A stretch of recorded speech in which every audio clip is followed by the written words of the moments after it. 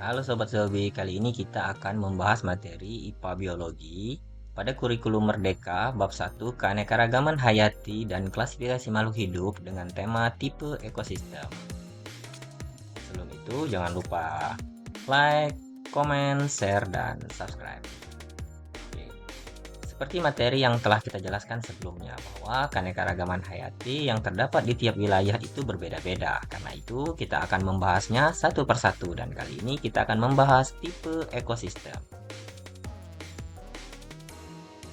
Tipe ekosistem terdiri dari dua, yaitu ekosistem perairan atau yang biasa kita sebut dengan akuatik dan ekosistem darat yaitu terestrial.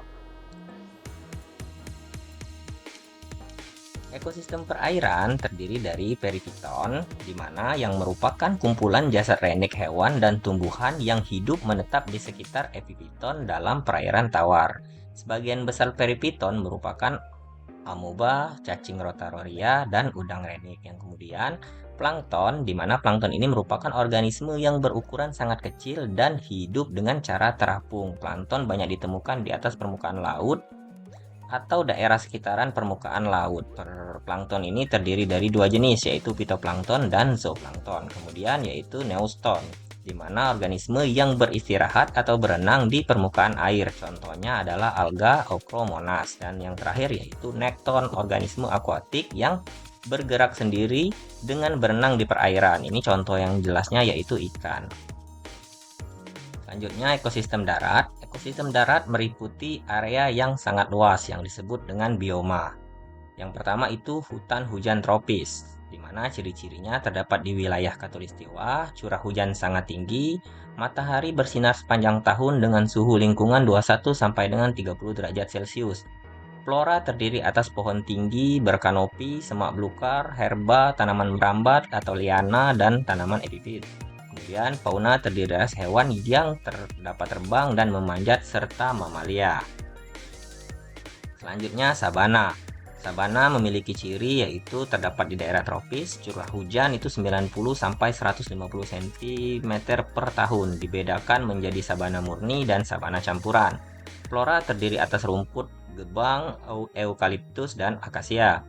Kemudian kalau faunanya itu terdiri atas dari serangga dan berbagai jenis mamalia. Selanjutnya yaitu padang rumput. Dengan ciri-ciri terdapat di daerah tropis hingga beriklim sedang dengan curah hujan 25 sampai dengan 50 cm per tahun. Daerah bercurah hujan tinggi ditumbuhi oleh rumput berukuran tinggi dan subur, sedangkan daerah bercurah hujan rendah ditumbuhi oleh rumput yang pendek. Fauna terdiri atas serangga, hewan pengerat, reptil, burung, dan berbagai jenis mamalia. Yang selanjutnya yaitu gurun, dengan ciri-ciri suhu lingkungan ekstrim. Siang hari mencapai 60 derajat Celcius, sedangkan malam hari bisa mencapai 0 derajat Celcius. Curah hujan sangat rendah, kurang dari 25 cm per tahun. Dibedakan menjadi sabana murni dan sabana campuran. Selanjutnya flora yang hidup yaitu berupa xerophyt atau kaktus, kurma, dan semak belukar. Kemudian faunanya itu terdiri atas semut, kalajengking, kadal, ular, tikus, burung, dan unta. Oke, yang selanjutnya itu hutan gugur dengan ciri-ciri terdapat di daerah yang memiliki 4 musim, curah hujan antara 75 sampai 100 cm per tahun. Tumbuhan hutan gugur seperti elm, beech, oak, dan maple. Kemudian pada musim dingin beberapa hewan mengalami hibernasi, menyimpan makanan, membentuk lemak di bawah kulit, maupun melakukan migrasi ke daerah yang lebih hangat. Oke. Selanjutnya yaitu taiga dengan ciri-ciri terdapat di daerah antara subtropis dan kutub, curah hujan antara 75 sampai dengan 100 cm per tahun, tumbuhan dominan berdaun jarum atau conifer.